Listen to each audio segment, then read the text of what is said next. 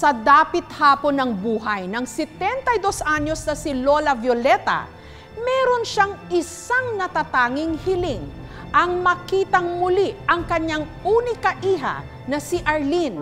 Makikilala kaya ng isang ina ang anak niya kahit 2 taong gulang pa lang ito nung huli niyang nakita? Paano kung may 2 magpresenta? Sino ang mas paniniwalaan niya? Ang kapangalan ng nawawala niyang anak. Malakas po talaga ang kutob-kutob na siya po talaga ang aking nanay. O ang kanyang kamukha. Pagkakita ko po, yung mga balahibo ko po talaga nagtindigan sa aking mga baraso.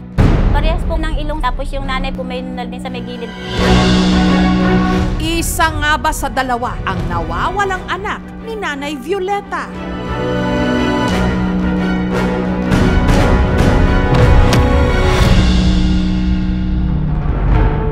Nito lang kasing nakaraang linggo, ipinost online ni Nanay Violeta ang mga lumang litrato at birth certificate ng hinahanap niyang anak, ang kanyang unika iha, si Arlene. Arlene, anak, ito ang larawan mo nang kinuha ka ng papa mo sa akin. Matagal na kitang hinahanap, may paramdam ko man lang. Sa iyo ang yakap ko. Sana makita man lang kita, anak, bago ako mawala sa mundong ito. Kasambahay daw noon si Nanay Violeta dito sa Maynila nung nakilala niya ang jeepney driver na si Primitivo. Nagkaroon sila ng 3 mga anak, sina Ariel, Arthur at Arlene. Hindi sapat naman ang hanap buhay ng asawa ko. Nung nag-1 taon na si Arlene, lumipat kami sa Cainta. Ako'y nagtrabaho bilang serbidora sa restaurant. Hanggang isang araw, habang nasa trabaho sa restaurant si Nanay Violeta, si Primitivo bigla na lang daw tinangay sina Ariel at Arthur. Hindi naman kami nag-aaway. Naghihintay din ako na umuwi siya, hindi naman bumalik. Habang si Arlene naiwan kay Nanay Violeta. Ako na may nagtatrabaho, iniiwan ko sa kapitbahay ko. Pag uwi ko, kinukuha ko siya. Pero pag-uwi ni Nanay Violeta galing trabaho isang araw noong 1973. Dumating daw doon yung asawa ko, wala ako. Sabihin mo kay ate mo, hiramin ko itong bata, ibabalik ko rin. Hindi na binalik sa akin. Nagpunta ako sa kapatid niya. Ay, pinaampon na si Arlene, ika. Saan pinaampon? Yun lang asawa ko nakakaalam kung saan niya binigay. Siyempre, masakit para kung nawala lahat sa akin. Si Nanay Violeta nag-asawa ulit at nagkaroon ng 3 pang mga anak. Nagdadasal ako lagi noon pa na makita ko man lang yung anak ko. Kahit may akap ko man lang. Makalipas ang halos 5 dekada, laking gulat niya na may nag-chat sa kanya. Sabi, kilala mo ba si Ariel Escoto David? Ay, oo kako. Anak ko yan. Matagal ko nang hinahanap kako. Hanggang sa nakausap niya ang nagpapakilala niyang anak. Kawawa ang buhay namin nung kasama pa namin si tatay. Nagtakatakboy kami, nag-agwador. Siyempre masakit ganun ang nangyari sa kanila. Hindi man lang kami hinanap mo. Sabi, paano nga hanapin kayo ay kung saan kayo lumilipat.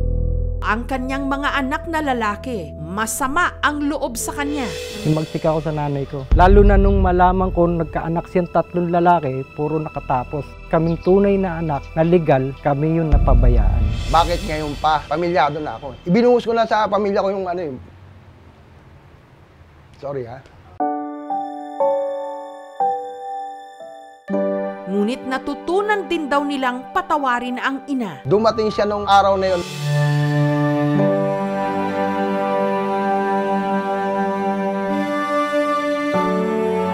Nung niyakap niya ako, lahat ng mga agam-agam ko, nawala na lahat. Natuto na rin ako na magpatawad sa kanya.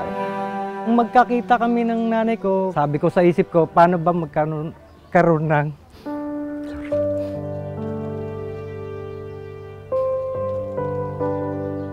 isang ina.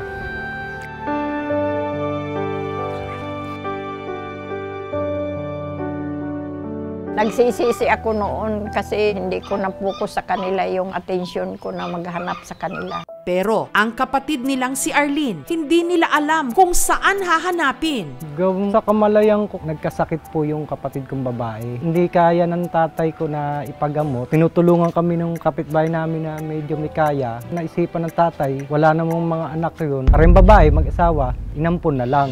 Hanggang nanawagan na nga si Nanay Violeta sa sino mang nakakakilala kay Arlene. Marami akong natanggap na comment. Ako si Arlene, ako ang pinaampon mo na anak. Mayroong pang tumatawag na sa akin ng mama.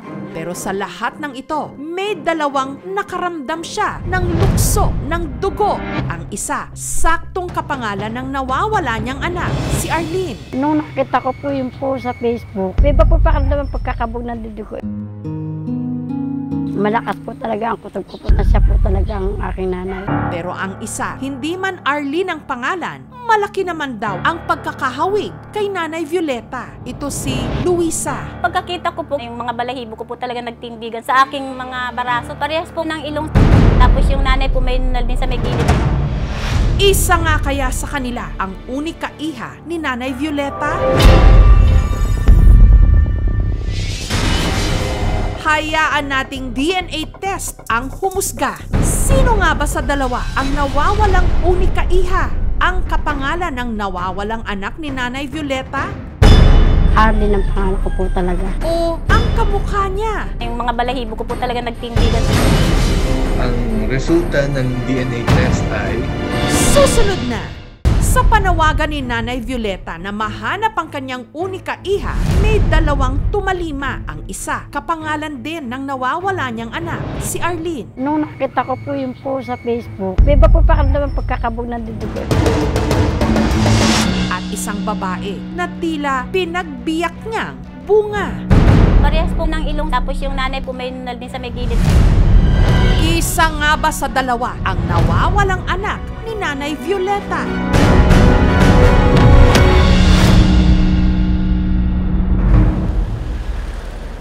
Si Arlene Cruz, dito sa Baliwag, Bulacan nakatira. Malakas po talaga ang kutob ko po na siya po talaga ang aking nanay. 2 taon lang daw si Arlene nung ilayo sila ng kanilang ama sa tunay nilang ina at dinala sa Dao sa Pampanga. 3 po kami magkakapatid. 2 lalaki po ang kapatid ko. Kinuha po ako ng tatay ko po sa nanay ko po. Hanggang isang araw, sa paglilibot kasama ng kanyang pinsan, si Arlene nabundol ng sasakyan. Sa labas sa highway. Nung nasagasaan po ako ng kotse, tinangay na po ako nung nakasagasa sa akin. Nasumiento nga po itong kamay ko neto. Nagtaka nga po ako, sabi ko, uwi na ako sa amin. Sabi niya, apunin na lang kita kasi ala ako anak na babae. Maayos mang pinalaki, nangungulila pa rin daw siya sa pagmamahal ng tunay niyang ina. Nararamdaman ko po siya po ang nanay ko. Sabi po yung mata ko sa kanya.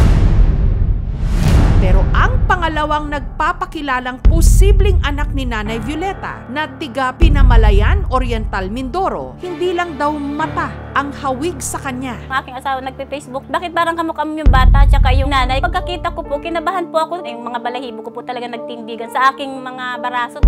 Parehas po ng ilong. Tapos yung nanay po may nunal din sa may gilid.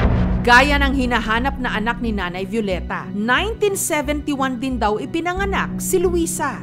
3 taong gulang daw siya nung ipaampon ng kanyang ama sa kapitbahay niya noon sa Rizal.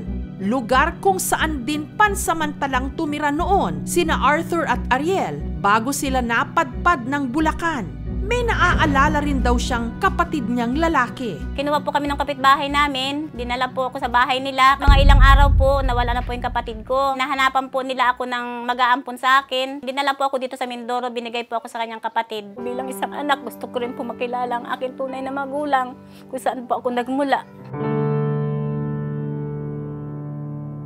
Gulong-gulo tuloy si Nanay Violeta sa kung sino sa kanila ang tunay niyang anak. Kaya ipina-DNA test na namin sila. Nararamdaman ko po siya po ang nanay ko. Naimis na kita, Nay. Marami po silang nagsabi na kamukha ko nga daw po yung nanay, tapos yun daw po yung bata. Kung napapanood ako ng anak ko, ako ang mama mo, Arlene. Matagal na ako naghahanap sa'yo. Sino ang tunay na nawawalang anak ni Nanay Violeta? ang kapangalan o ang kanya raw kamukha. Ang makapigil hiningang resulta ng DNA test. Ang resulta ng DNA test ay Abangan po natin sa mga susunod na linggo. Thank you so much mga kapuso. Kung nagustuhan niyo po ang videong ito, subscribe na sa GMA Public Affairs YouTube channel. Don't forget to hit the bell button for our latest updates.